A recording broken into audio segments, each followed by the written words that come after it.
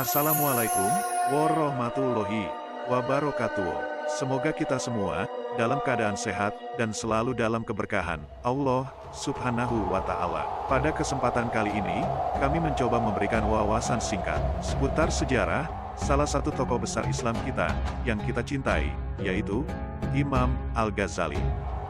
Muhammad bin Ahmad Abu Hamid At-Tusi Al-Ghazali yang bergelar Hujjatul Islam. Beliau adalah seorang ulama yang sangat gigih memerangi segala macam bid'ah dan penyelewengan pemikiran tentang Islam. Beliau hadir pada saat orang-orang sedang sibuk membicarakan tentang filsafat dan berusaha meluruskannya. Beliau terkenal sebagai salah seorang tokoh dan pemikir besar Islam yang tidak hanya dikenal di kalangan Muslim, tetapi juga di kalangan intelektual non-Islam. Karena ilmunya yang sangat luas, pemikiran dan bahasanya yang menyentuh hati, ia merupakan seorang akademisi dan juga ahli tasawuf yang melahirkan karya-karya fenomenal, salah satunya berjudul Ihya Ulumuddin, Kebangkitan Ilmu Pengetahuan Agama. Al-Ghazali adalah ahli pikir ulum Islam yang menyandang gelar Pembela Islam, Hujjatul Islam, Hiasan Agama, Zainuddin, Samudra yang Menghanyutkan, Bahrun Mugrik, dan lain-lain. Hujjatul Islam Abu Hamid Muhammad bin Muhammad ibnu Muhammad Al-Ghazali, At-Tusi, Al-Naisaburi, Al-Faqih, Al-Sufi, Al-Syafi'i, Al-Asy'ari.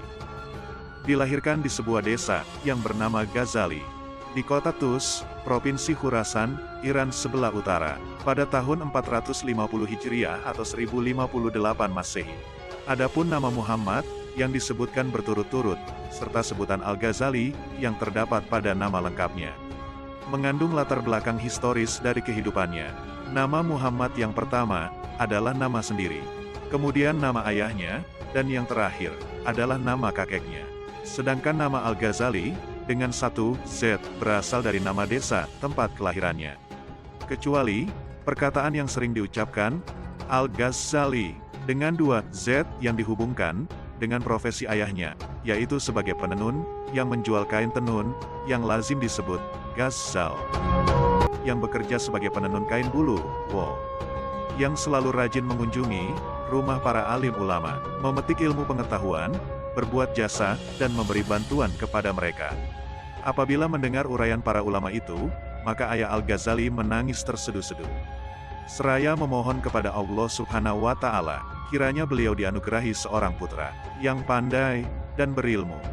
Beberapa waktu sebelum ayah Al-Ghazali meninggal dunia, beliau menitipkan Al-Ghazali kecil dan saudaranya kepada temannya yang sufi, agar mendidik dan membimbingnya dengan menyerahkan harta yang dimilikinya untuk biaya keperluan sehari-hari mereka berdua.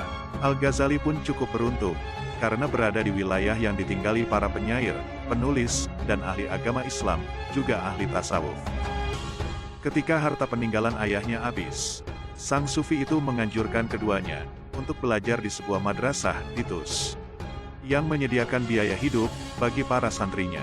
Di sini Al-Ghazali mulai mempelajari fikih dari Syekh Ahmad bin Muhammad Ar-Raskani tentang fikih Syafi'i, kalam Asy'ari, sejarah para wali, dan syair-syair.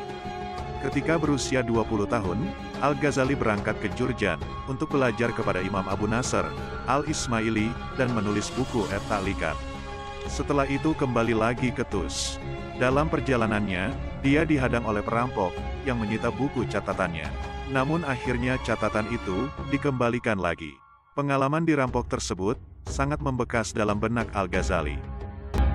Sesampainya di Tus, beliau khawatir ilmunya akan hilang.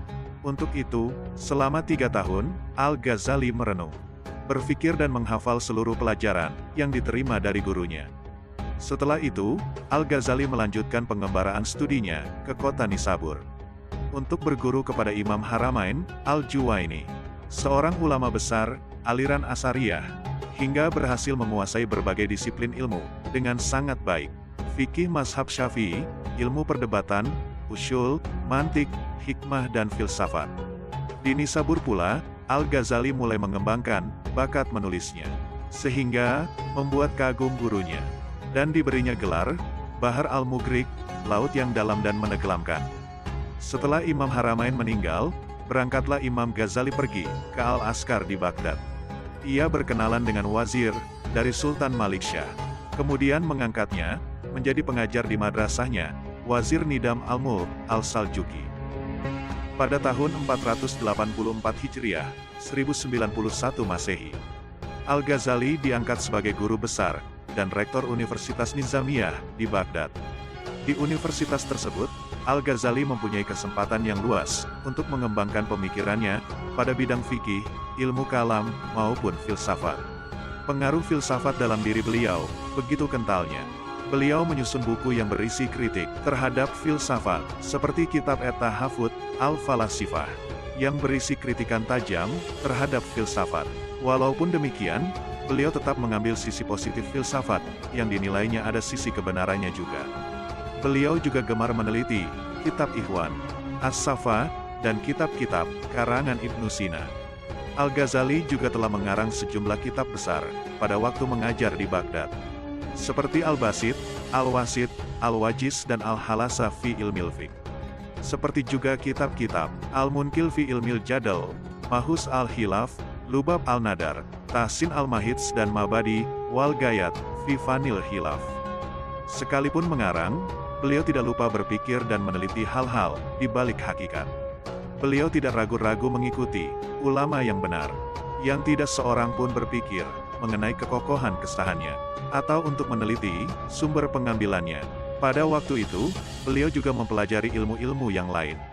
Imam Ghazali tidak membatasi dirinya dari berdialog, hingga bertukar nalar dengan kaum Syiah, Sunni, Zindik, Majusi, Teolog, Kristen, Yahudi, Ateis, Zoroaster, dan Animisme. Sehingga pemikirannya yang fundamentalis berubah menjadi moderat.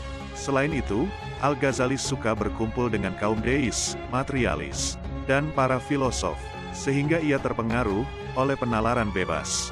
Hal ini membuat dirinya depresi, hingga akhirnya menemukan jalan sufi sebagai jalan hidupnya. Katanya, di saat aku sudah mempelajari ilmu filsafat, kudapatkan pemahaman mengenainya, dan bisa menandai apa saja yang palsu di dalamnya. Dan di saat itu aku menyadari, kalau ini juga belum memenuhi tujuanku sepenuhnya. Dan bahwa intelektualitas tidak otomatis bisa memahami atau menyelesaikan semua masalah. Al-Ghazali mengatakan lagi, kalau rasa ketidakpuasannya dengan ilmu filsafat menggiringnya untuk mempelajari mistisisme, sufisme. Hanya 4 tahun, Al-Ghazali menjadi rektor di Universitas Nizamiyah. Setelah itu, beliau mulai mengalami krisis rohani, krisis keraguan, yang meliputi akidah dan semua jenis marifat. Secara diam-diam, beliau meninggalkan Baghdad menuju Syam. Al-Ghazali berdalih akan pergi ke Makkah untuk melaksanakan ibadah haji. Untuk menghindari tuduhan bahwa kepergiannya untuk mencari pangkat yang lebih tinggi di Syam.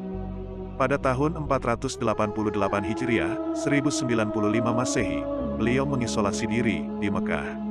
Lalu ke Damaskus untuk beribadah menjalani kehidupan sufi dan menghabiskan waktunya untuk halwat, ibadah dan itikaf di sebuah masjid di Damaskus. Berzikir sepanjang hari di menara. Beliau banyak duduk di pojok tempat Syekh Nasr bin Ibrahim al-Maqdisi. Di Masjid Jami Umawi yang sekarang bernama Al-Ghazaliyah, tinggal di sana dan menulis kitab Ihya Ulumuddin sambil melatih jiwa. Dari Bait Al-Haram, Al-Ghazali menuju ke Damsyik. Al-Makrizi, dalam Al-Mukafa, mengatakan, ketika di Damsyik, Al-Ghazali beritikad di sudut menara Masjid Al-Umawi dengan memakai baju jelek. Di sini beliau mengurangi makan, minum, pergaulan dan mulai menyusun kitab Ihya Ulumuddin. Al-Ghazali putar-putar untuk berziarah ke makam-makam para syuhada dan masjid-masjid. Beliau mengolah diri untuk selalu bermujahadah dan menundukkannya untuk selalu beribadah, hingga kesukaran-kesukaran yang dihadapinya menjadi persoalan biasa dan mudah. Untuk melanjutkan takarubnya kepada Allah Subhanahu wa Ta'ala, beliau pindah ke Yerusalem dan berziarah ke tempat kelahiran Yesus. Ia ke sana dalam rangka mendapatkan pelajaran kesabaran Nabi Isa ketika ditimpa cela dari rakyatnya, yang mana dahulu ia pernah dianggap sebagai anak haram. Dari nilai-nilai kesabaran dan ketawakalan Nabi Isa, ia belajar untuk memposisikan diri sebagai diri Nabi Isa.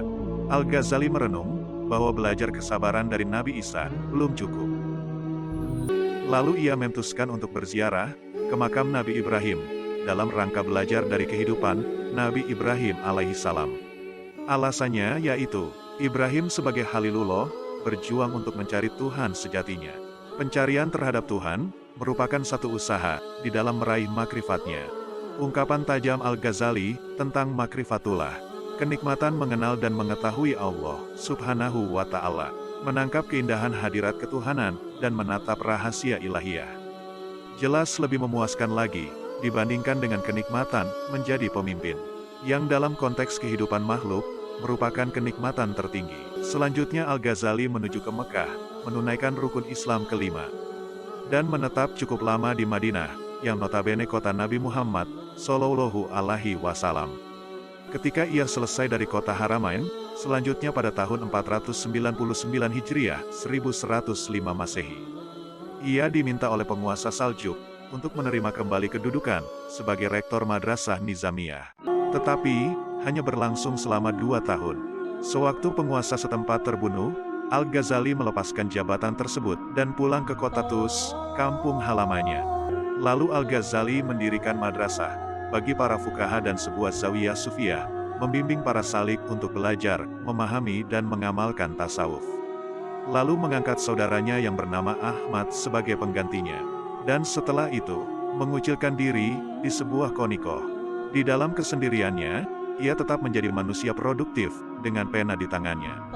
Hal itu karena ingin menyelesaikan kitab Ihya Ulumuddin. Di sela-sela penulisannya, ia diminta kembali untuk menjadi rektor. Tetapi, kali ini dia menolaknya. Karena menurutnya, menulis karya jauh lebih baik daripada menduduki satu jabatan penting hingga akhir hayatnya. Al-Ghazali meninggal pada hari Senin, 14 Jumadil Akhir, 505 Hijriah, tanggal 19 Desember tahun 1111 Masehi, dalam usia 55 tahun. Jenazah beliau dimakamkan di Tobron, Pekuburan At-Tabaran, sebuah kawasan di kota Tus.